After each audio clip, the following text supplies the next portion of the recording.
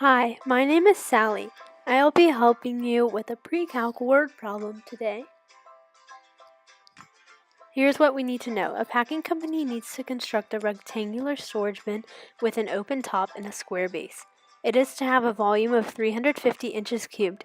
Material for the base costs $13 and material for the sides costs $6. This is a storage bin. The total cost of the bin is C. The cost of the length of the base is x squared. The length of the rectangular sides is y. Here are the questions we need to answer.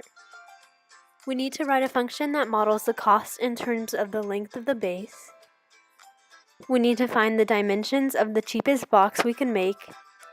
And we need to find the dimensions of a box that costs $30,000 with a base length greater than 5 inches. So we have to create a function based on the cost of the base length x that represents the cost to build a storage bin. It gives us the volume, 350 inches squared.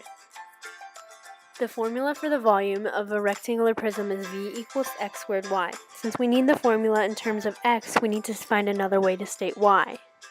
X is the length of the square base and y is the length of the rectangular sides. To solve for y, we divide both sides by x and get y equals 350 over x squared. The question asks us to find the cost of material needed, which is finding the surface area of the box.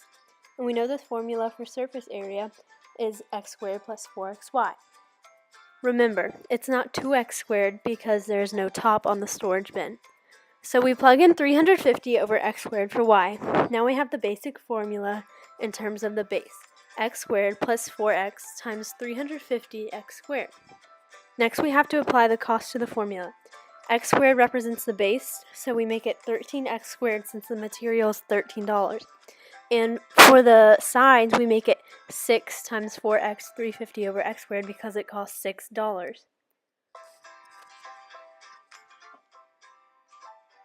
Once we simplify the formula, we get cost given x is 13x squared plus 8400 over x. Now that we have the function to represent the cost, we can answer B and C by using the graphing calculator.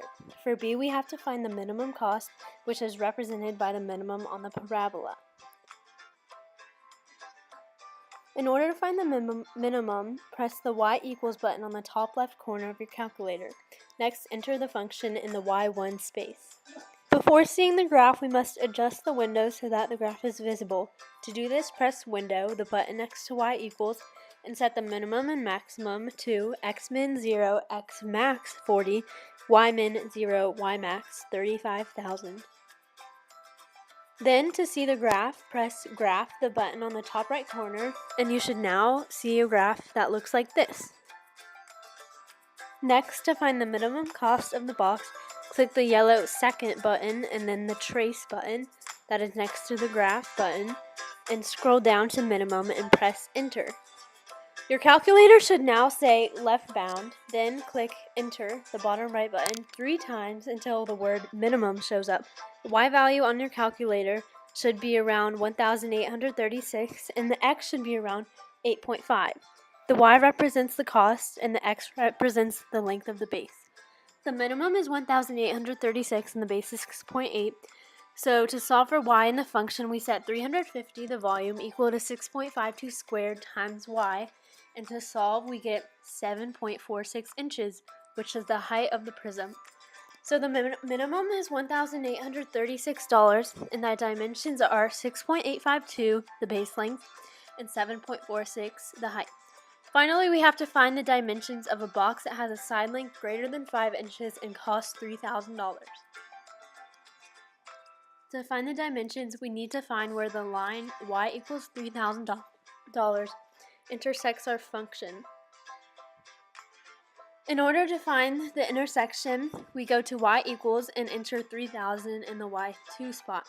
Click Second Trace, scroll down to 5, intersect, and click Enter. Once you see your graph with a line through it, click Enter, the bottom right button, 3 times. You should now have a value of 13.53 and the x equals. Now we plug that into our volume function to find y, the side length, 350 equals 13.52 squared times y, and solve. we get 1.9 inches. So our final answer is 1.9 inches by 13.5 inches squared. Thanks for watching. I hope I helped you understand your pre-calc word problem. See you next time.